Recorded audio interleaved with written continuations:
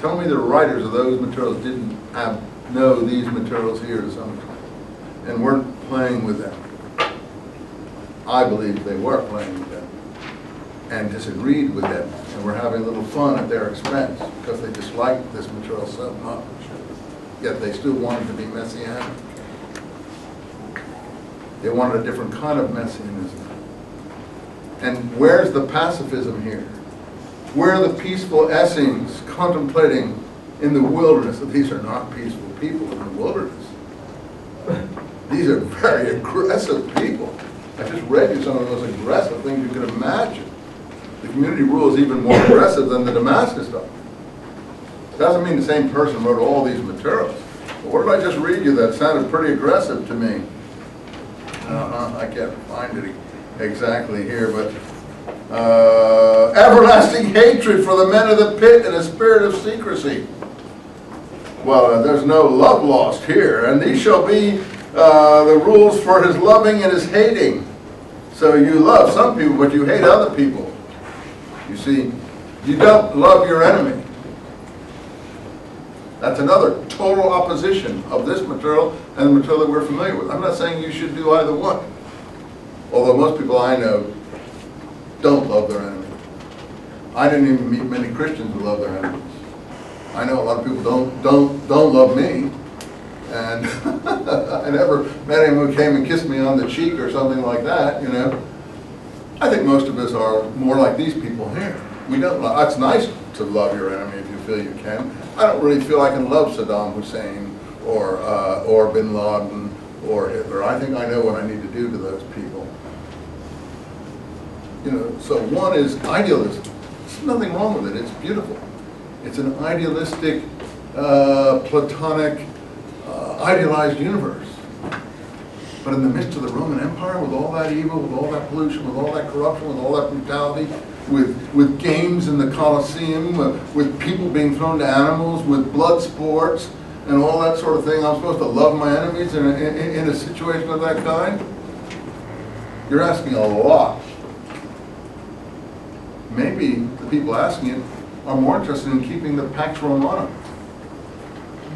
are interested in being part of the Pax Romana. Look, we know you people are offended, but look, no, let's just play ball a bit here.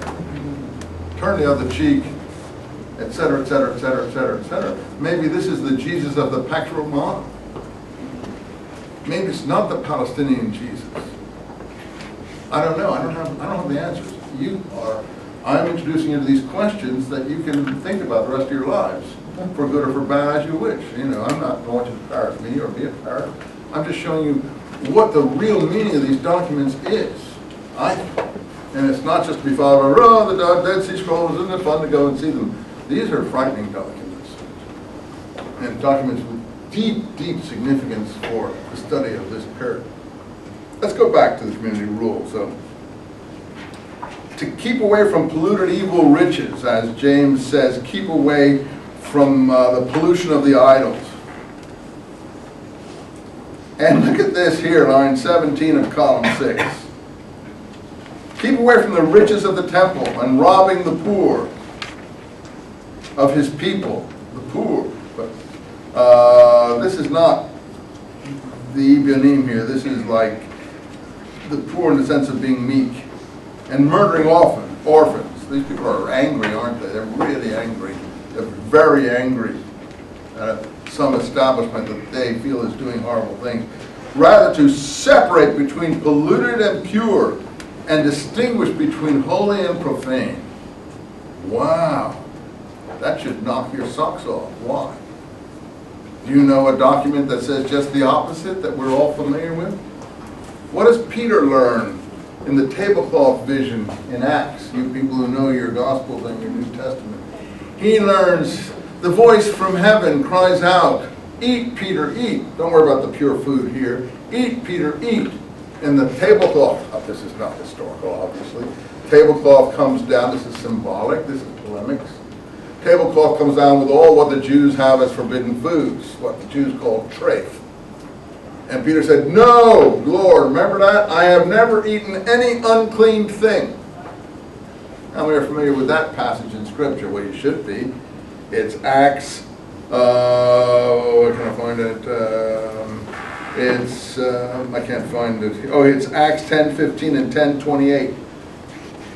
And then Peter, 3 times, just like Peter denies Jesus 3 times on his death night before the cock crows, and I told you, Peter, you would deny me 3 times before the cock crows, and Peter is humiliated. Poor Peter, he's always like a stumblebum in the Gospels, because the Gospels know that he didn't agree with Paul, actually.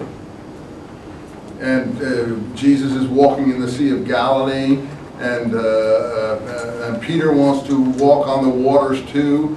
And then instead of walking, he sinks in the waters, and Jesus tells him, because your faith was weak. Who's the proponent of faith? Paul. That's why Peter sinks. You know, Peter misunderstands the Master's teaching in the Gospels constantly, even though we know he's the successor and the rock of the church or something, but he's all portrayed very negatively often. But no, forget all of that. That's what the book of Acts is involved in too. Peter says, I have never eaten any unclean thing. Oh, you mean Peter didn't hear Jesus talk about the parable of the toilet bowl? Where what goes into the mouth is not important, it just goes down the drain and into the toilet bowl. What comes out of the mouth is important. And Jesus said these things, declaring all foods clean, says the Gospels. You mean Peter wasn't there when Jesus said these things? The book of Acts proves that Jesus never said those things. Peter could lie, because Peter was already lying if you consider that he denied Jesus. Well, I don't think Peter denied Jesus, but that's the portrait of him. I don't think Peter denied. What I'm trying to say is, you think Peter's lying? I've never eaten any unclean thing there? No, the point of the thing is, let's get aside. What I'm trying to say is that one contradicts the other. If you prefer the Acts picture, gospel picture of Peter, fine. But all I'm just saying is that according to the gospel, Jesus regulated this issue. And Peter says, I have never eaten any unclean thing in the book of Acts. And what does he need? A Pauline vision. Don't forget, Paul is the teacher of apocalypsios, visions. He has visions. He needs a Pauline vision to convince him to do what? That he can eat. And so the voice from heaven says, eat, Peter, eat. 3 times or something like that. And then Peter says, okay, I now understand that I should not distinguish between holy and profane, that I shouldn't make distinctions between clean and unclean, or call any man unclean or any food unclean. I don't do the whole thing. That is the very opposite here. To separate between polluted and pure, to distinguish between holy and profane. So what Peter is learning in the book of Acts is the very opposite of this, which is fine.